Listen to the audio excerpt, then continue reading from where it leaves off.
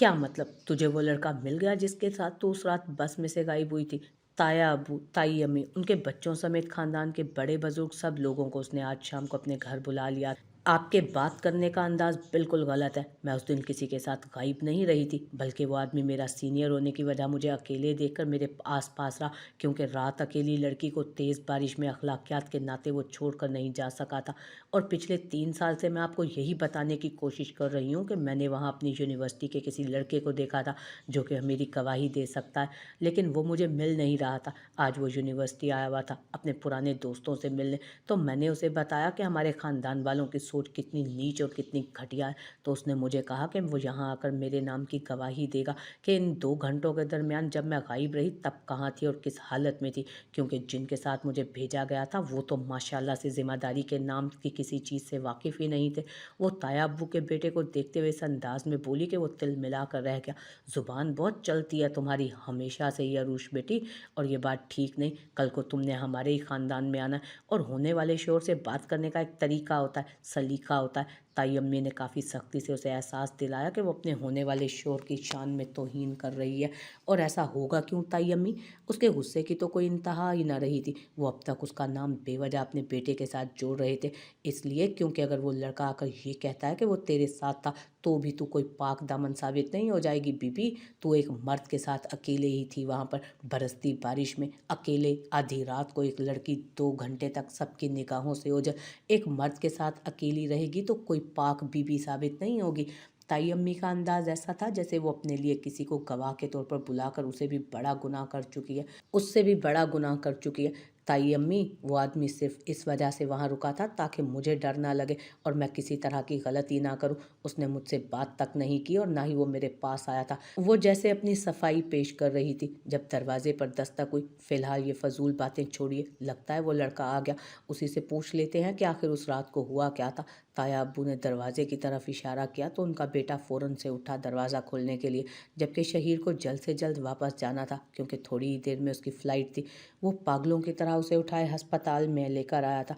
Doctor ने इतना ज़्यादा खून बहते देख अंदाज़ा लगा लिया कि यकीनन उस लड़की का कोई एक्सीडेंट वगैरह हुआ है, लेकिन दामियार शाह को ऐसी हालत में वहाँ देखकर वो हैरान ज़रूर रह गए थे।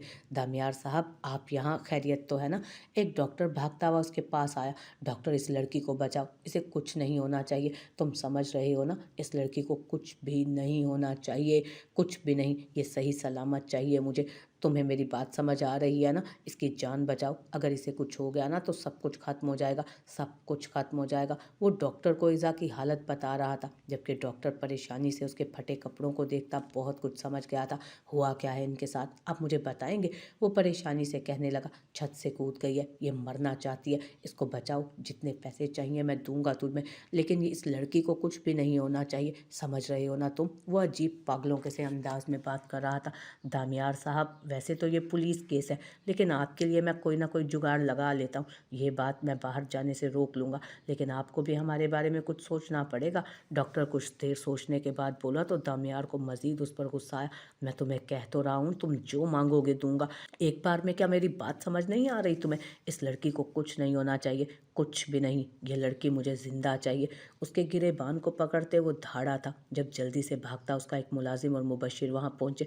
जनाब, लड़की ने खुदकुशी करने की कोशिश की है। हमें ये बात इसके घर वालों को बताना पड़ेगी, वरना मसला बन सकता है बहुत बड़ा। लेकिन अगर घर वालों को कुछ बताते हैं तो वो वजह पूछेंगे, तो वजह क्या बताएंगे? और अगर हमने ये असल बात बताई तो मसला और ज़्यादा बड़ा बन जाएगा। आप पर पुलिस केस भी हो सकता है। और अगर लड़की मर वर गई तो? मुबशिर के साथ आया उसका दूसरा नौकर उस मामले की संगीनियत का एहसास दिलाने लगा था उसे, जब अचानक ही उसने डॉक्टर का गिरेबान छोड़कर उसका पकड़ लिया। चुप, एकदम चुप, किसी का डर नहीं है मुझे। वो लोग जो करते हैं करते रहे, बस ये लड़की ज़िंदा बचनी चाहिए, इसे कुछ नहीं होना चाहिए, वो मरनी नहीं चाहिए। समझ आई मेरी बात? वो अपने नौकर को पीछे धकेलता गुस्से से डॉक्टर से बोला, जबकि वो सिर्फ हाँ में सर हिलाता इज़ा को आईसीयू में ले गया। क्या इसके घर वालों को ये बात बतानी है? मुबशिर परेशानी से कहने लगा, मुझे नहीं पता मुबशिर, मेरा दिमाग ख़राब मत करो। वो गुस्से से दहाड़ा तो मुबशिर खामोश हो गया। क्या हुआ है मेरी बच्ची को, कैसे गिर गई? मुबश्शिर बेटा बताओ मुझे, वो ठीक तो है ना? डॉक्टर क्या कहता है, कहाँ है वो? उन लोगों ने दादी को यहाँ आने से बहुत मना किया था, लेकिन इसके बावजूद भी दादी सबसे पहले खबर मिलते ही पहुंची थी, क्योंकि मुबश्शिर के पास सिर्फ उन्हीं का नंबर था। दादी की हालत से वो नावाकिफ़ था, इसलिए उसने साफ साफ कह दिया कि इज़ा बालकनी से नीचे गिर गई है और इस वक्त अस्पताल में आईसीयू में दाखिल है। डॉक्टर कह रहा है कि उसका बहुत खून ज़ाया हो चुका है और ओ नेगेटिव खून कहीं पर भी नहीं मिल रहा। ऐसे में इन लोगों को खून की भी ज़रूरत थी। शायद वो लोग किसी को जानते हों जिसका ओ नेगेटिव ब्लड ग्रुप हो और उसकी जान बच जाए, वरना ओ नेगेटिव खून का इंतज़ाम करना भी उनके लिए मुश्किल हो चुका था। इसलिए मुबश्शिर ने उनके घर में बता दिया, दादी जी वो आईसीयू में दाखिल है, दुआ करें। डॉक्टर कह रहा है कि ज़्यादा उम्मीद नहीं दिलवा सकता, बहुत ज़्यादा चोटें लगी हैं। डॉक्टर कह रहा था कि बाजू की हड्डी भी टूट गई है, वो भी 3 अलग अलग जगह से। शुक्र है कि टांग बच गई, लेकिन चोट वहाँ भी बहुत बुरी लगी है। दुआ करें वो बच जाए। डॉक्टर ने कहा है कि खून की ज़रूरत है, खून बहुत ज़ाया होगा, आप लोग जितना जल्दी हो सके खून का इंतज़ाम करवाएं। हाँ ज़बर आ रहा है, ज़बर और रिज़ा का ब्लड ग्रुप एक ही है। बारिक दादी को वहीं रखी कुर्सी पर बिठाते हुए कहने लगा, हाय मेरी बच्ची, मेरी मासूम सी पोती, या अल्लाह मेरी बच्ची को ज़िंदगी दे। कैसे गिर गई वो, न जाने किस हाल में होगी। दादी तो रो रो कर अपना हाल बिगाड़ रही थी। जब दामियार डॉक्टर के कमरे से बाहर निकला, ब्लड का कोई इंतज़ाम हुआ, वो मुबश्शिर के पास आया, जबकि वो हाँ में सर हिलाता उसे ज़बर के बारे में बता रहा था। जब उन्हें जल्दी से सेकेंड फ्लोर पर भागते हुए ज़बर भी उसी तरफ आता दिखाई दिया, वो तेज़ी से उसकी तरफ कदम बढ़ा गया था। ज़बर जल्दी चलो, उसे सख्त खून की ज़रूरत है। उसका बाजू पकड़कर वहीं से अपने साथ ले गया। जब पीछे से दादी के नाम की चीखो पुकार शुरू हो गई, दामियार ने तो ज़्यादा ध्यान नहीं दिया, लेकिन ज़बर एक लम्हे के लिए रुका, लेकिन दामियार उसे खींचकर अपने साथ ले गया। दादी, दादी आप ठीक है ना? दादी आपको क्या हो रहा है? दादी को अचानक सीने पर हाथ रखे देख इबादत घबरा कर उनको देखने लगी। या इलाही, दादी आप तो ठीक है ना? क्या हो गया आपको? इबादत तुम यहीं रुको, मैं डॉक्टर को बुला कर लाता हूँ। दादी की हालत बिगड़ते देख बारिक फ़ौरन बाहर की तरफ भागा। इसीलिए दादी को बताने से मना किया था, लेकिन वो मुबश्शिर भाई से भी क्या गिला, वो कौन सा दादी की कंडीशन को जानते हैं। वो परेशानी से बाबा को बताने लगी, जबकि बाबा खुद परेशानी से कभी इधर तो कभी उधर भाग रहे थे। आइए, हम कब से आपका इंतज़ार कर रहे हैं। वो सबसे पहले उसकी तरफ ही कदम बढ़ाते हुए बोली थी, एक मिनट, तुम तो शहीर शाह हो ना? चाचा जान, ये क्या किसी की गवाही देगा? यही तो था उस दिन इसके साथ, यही तो इसका बॉयफ्रेंड है, और इसको थप्पड़ भी तो मारा था ना इसने यूनिवर्सिटी में। तो इसके साथ मिलकर हमें बेवकूफ़ बनाने की तैयारी की जा रही थी। गुड अरूश बीबी, वेरी गुड, लेकिन ये तुम्हारी क्या गवाही देगा? यही तो उस दिन तुम्हारे साथ रंगरलियाँ मना रहा था। उसके अल्फाज इंतहाई गलीज़ थे। हो गया आपका तो मैं कुछ बोलूँ? उसे अरूश का ये कज़न अपनी क्लास में भी सख्त जहर लगता था। ये इंतहाई घटिया इंसान 4 साल से फेल होने के बाद सिर्फ लड़कियों को इम्प्रेस करने के चक्कर में यूनिवर्सिटी के चक्कर काटता रहता था। अंकल ये सब लोग कौन है मैं नहीं जानता, और ना ही मैं इन सब के सामने कोई सफाई या गवाही देने आया हूँ। मैं सिर्फ आपको ये बात बताने आया हूँ कि आप अपनी बेटी पर यकीन करें, एतबार करें, वो गलत नहीं है। लोगों का क्या है, कभी आप एक को गवाही देंगे और कभी दूसरे को सफाई, लेकिन होगा कुछ भी नहीं। जो नज़र गलत अंदाज में देखती है ना, वो आपको गलत ही समझेगी। उस दिन ट्रिप के दौरान आपका ये भतीजा आपकी बेटी को बस से जानबूझकर निकाल चुका था, वो भी ड्राइवर के साथ मिलकर, और इस काम में इसका एक आमिर नामी प्रोफेसर भी शामिल था, जिसको इसने उस वक्त 20,000 रुपये दिए थे, सिर्फ वो चंद लाइनें बोलकर आपकी बेटी के किरदार को ख़राब करने के लिए। सच कहूँ तो अभी थोड़ी देर पहले मेरी एक फ़्लाइट थी और मैं वहीं जाने की तैयारी कर रहा था, लेकिन जब आपकी बेटी ने मुझे बताया कि उस पर इतने घटिया और गलीज़ इल्ज़ामात लगाए गए हैं, तो मैं सबसे पहले प्रोफेसर आमिर से मिला, जिसको थोड़े से ज़्यादा पैसे देने के बाद उसने खुद ही अपना मुंह खोल दिया कि ये सब कुछ आपके भतीजे का किया करा है।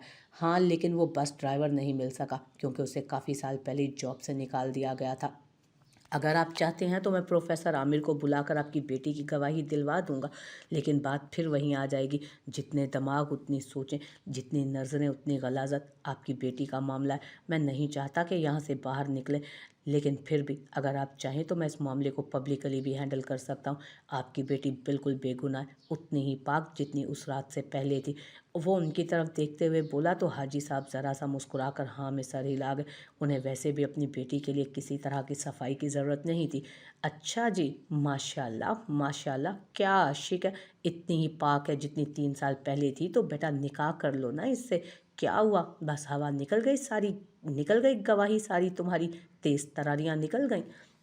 सारा इल्ज़ाम मेरे बेटे पर लगा दिया। अगर इतनी पाकीज़ा बीवी है तो तू कर ले इससे निकाह। एक तो मेरा बेटा इसे अपना नाम दे रहा है, इससे शादी करने को तैयार है, और इस मोहतरमा के नखरे देखो। तू आया है ना गवाह बनकर, कर ले इससे निकाह। अगर तू इससे निकाह करता है तो हम इसे पाक दामन समझते हैं। ताई अम्मी ने जैसे पत्ता फेंका था, अब जैसे ही शहीद निकाह से इनकार करता वो अपने बेटे के सर पर सेहरा सजा लेती। वो उनकी चाल समझ चुका था। क्या हुआ, नहीं कर सकता ना तो इससे निकाह। बस इतनी सी ही थी गवाही, कोई निकाह नहीं कर सकता इससे क्योंकि आपकी बेटी है ही गंदी। अगर साफ होती तो करता ना ये निकाह इससे। क्यों यहाँ बुत बनकर क्यों खड़ा हो गया? अगर आपकी बेटी सच्ची होती तो क्या इस तरह खामोश खड़ी होती? वैसे तो इसकी ज़ुबान बड़ी चलती है। हाँ बिल्कुल, अगर ये हमारे बेटे से शादी नहीं करना चाहती, अगर हमारा बेटा इसे पसंद नहीं तो तुम कर लो इससे निकाह। ये तो पाक दामन है, पाकीज़ा है ना, तुम कर लो। उन्होंने कहा। उससे इससे सारे मसले का हल निकल आएगा। तुम तो गवाही दे रहे हो ना। ताया अबू भी पीछे हटने को तैयार न थे। आया बड़ा गवाह। चलो भाई साहब, बहुत हो गया। अब भी मेरा बेटा आपकी बेटी से शादी करने को तैयार है। अब मज़ीद इंतज़ार मत करें। अरे मुंह काला करवाएगी कल आपका जगह जगह। बेटियों पर एतबार करने का दौर नहीं है। जाओ बेटा, मौलवी साहब को बुला कर ला, उन्होंने अपने बेटे से कहा जो फ़ौरन बाहर भागा था। हाँ बुलाओ मौलवी साहब को, निकाह होगा अभी और इसी वक्त होगा। ये लड़की पाक दामन है और मैं इससे निकाह करने के लिए राज़ी हूँ। हाँ, एक ऐसी लड़की से शादी करने में मुझे कोई एतराज़ नहीं जिसका किरदार इतना आला हो। वो अचानक ही बोलता उन सब के लबों पर चुप की मोहर साबित कर चुका था। शुक्रिया ज़बर, तुम्हारा बहुत बहुत शुक्रिया। तुम्हारा यह एहसान ज़िंदगी भर नहीं भूलूंगा। वो ब्लड देकर जैसे ही ब्लड बैंक से निकला, दामियार ने उसकी तरफ देखते हुए कहा, तुम पागल तो नहीं हो गए हो? वो मेरी बहन है, मेरी सगी बहन। मैं उसे अपना खून क्यों नहीं दूंगा?